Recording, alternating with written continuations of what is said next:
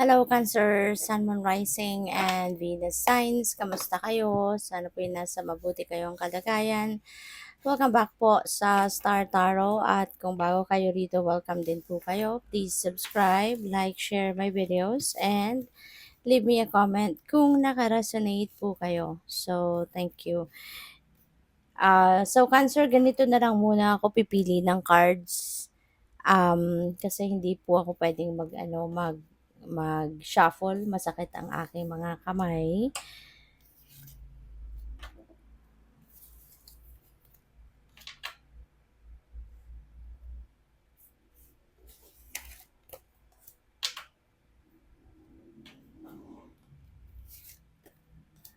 Ayan. So, pasensya na muna. But anyways, the intention for this reading is the same, sa ginagawa natin every day. So, yung first card ninyo, we have the Three of Cups.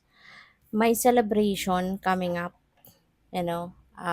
depende yan sa inyong sitwasyon. Pwedeng okasyon ninyo yan, celebration ninyo yan, or po pwedeng maiimbitahan kayo. No? This could be an invitation ng kung sino man, sa inyo, at maaring yan ay a-attendan ninyo at yan ay, maaring kayo ay makikipag-celebrate with them. So, pwedeng, iba-iba yan. Pwedeng may kasalan, pwedeng merong birthday, celebration, anniversary, monthsary, baka merong mga um, pagpapasalamat. No? Meron ako napipick up dito na Thanksgiving. Siguro for kung ano man, baka merong nakapasa sa board, merong naging successful na pagpapagamot, 'di ba? Or success sa business, sa trabaho, appointment, 'di ba? May mga siguro merong na-appoint dito na sa mas mataas na posisyon, parang ganon. So, regardless kung ano man yung celebration, I mean, dahilan ng celebration na to, ang mahalaga dyan, ipagpapasalamat natin, no? Pagpapasalamat natin.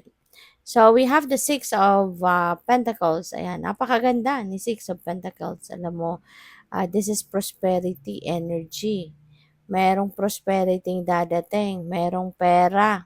May flow of money na papasok sa buhay ninyo, Cancer. At maaari na ang iba sa inyo sa ngayon is going to have a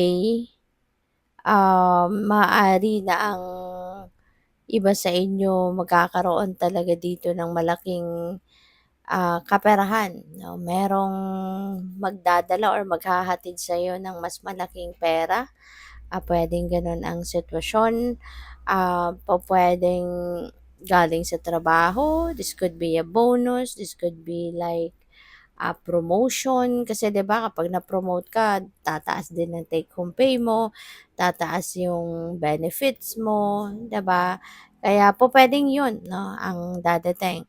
Or po pwedeng baka may windfall of money rito, no? So regardless kung saan din manggagaling yung mga kaperahang ito, ang mahalaga din dito, you know how to be grateful. Kailangan ipagpasalamat mo yan sa divine at hindi lang yan kailangang mag-share, no? Kasi the more you give, the more you receive, 'di ba? Kapag marunong ka din mag-share sa iba, marunong ka din tumulong sa iba gamit, no, kung ano man ang blessing na natanggap mo, mas marami ka pang matatanggap, no, na magagandang bagay. So, we have the Seven of Pentacles. Ayan. So, eto nag-aantay, no, nag-aantay ng blessing, nag-aantay ng bunga ng kanyang pagsisikap. So, baka ito na 'yun. Baka yung dadating na pera is your financial reward, no? Dito sa kung ano man ang inaantay mo na bunga ng inyong pagtiyatiyaga, 'di ba? Baka ito na 'yun, no, yung matatanggap mo. Kaya maaaring hindi lang ito pipitsugin, ano? Kasi kung nakikita ninyo yung bunga, yung pentacles, halos pare-parehas ang size, pare-parehas kalaki. So, kapag hinarvest yan po, pwedeng sabay-sabay, isahang isahang bagsak, 'di ba, ng ano, ng mga bunga na 'yan. So, possible na malaking amount of money ang matatanggap ng iba sa inyo dito, Cancer, 'no, na mayroong ganitong sitwasyon at, kaya talaga 'no, you would have more than enough money para sa'yo, para sa pamilya mo. Kaya po puwede rin na makakapag-share ka talaga sa iba and maaari din na yung blessing na 'yan, eto yung ise-celebrate mo, 'no? Maaaring 'yan ang ise-celebrate ng pamilya mo. So, we have the Ace of Cups, ayan. Speaking of blessings, 'no, si Ace of Cups, divine blessing ito. Nagsasabi ito na, yung ano mo, yung mga biyayang ito, siksik-liglig umaapaw na dadating sa'yo. Kasi si Ace of Cups, ang promise nito is kung ano yung ibibigay sa'yo, ito yung kailangan mo. Unang-una, this is what you need. Kasi yung promise din ng Ace of Cups is your needs will be met. 'Di ba? So, kung ano yung kailangan mo, ano yung needs mo, 'di ba? Yun ang blessing na ibibigay sa'yo.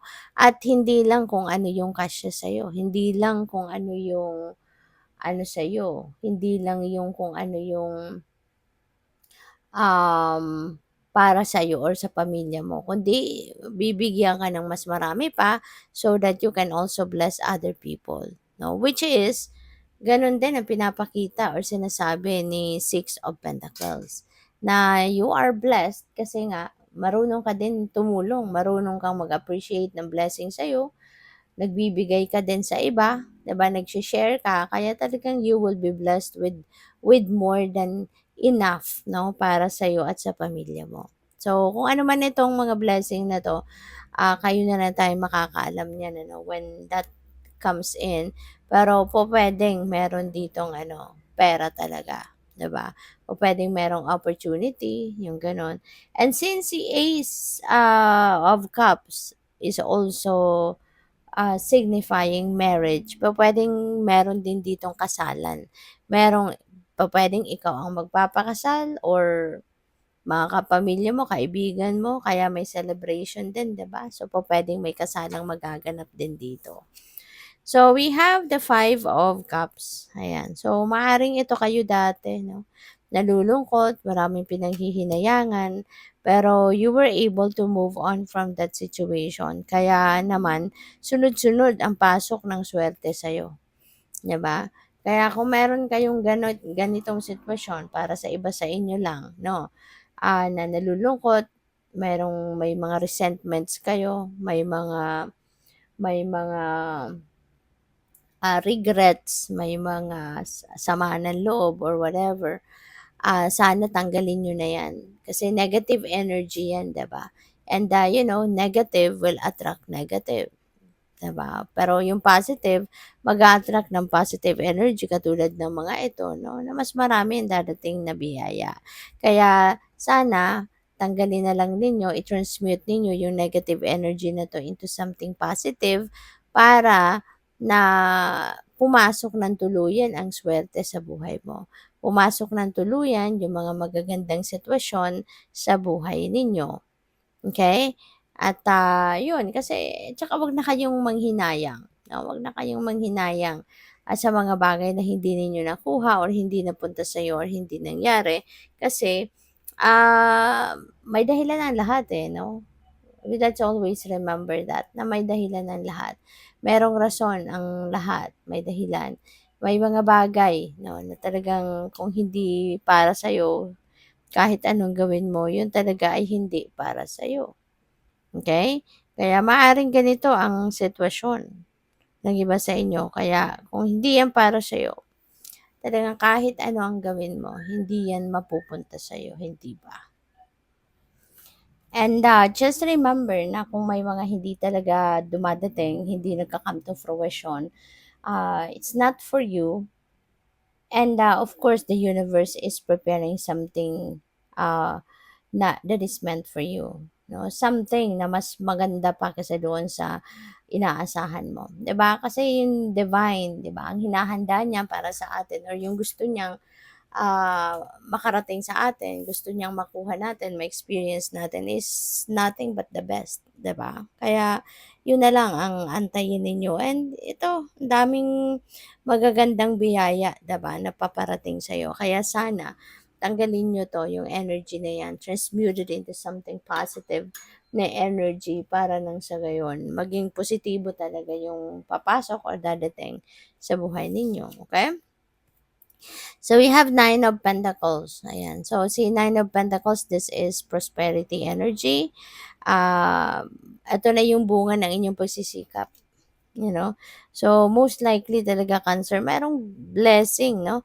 Merong financial blessing na dadating. And this could be coming from your trabaho. No, feeling ko lang galing ito sa trabaho, galing sa business, lahat ng effort na ginagawa mo, hindi man ito isahang bagsakan ang dating ng swerteng ito sa inyo, ng reward, ng financial reward sa inyo, but magsisimula na. Ito na yung simula ng pagpasok ng abundance and prosperity ninyo. Kasi ito din ano, ito yung bunga ng iyong pagsisikap din. So katulad ni Seven of Pentacles, 'di ba? Nag-antay ka ng nag-antay. So ito na yon dadating na. Maaring ito na yung hinihintay mo, 'di ba? And this could be a big amount of money.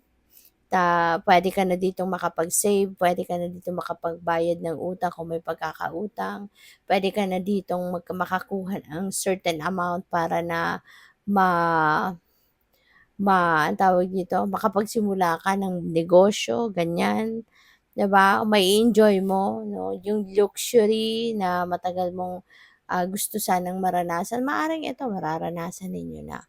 So, good luck. Thank you for watching. Love and light. Namaste.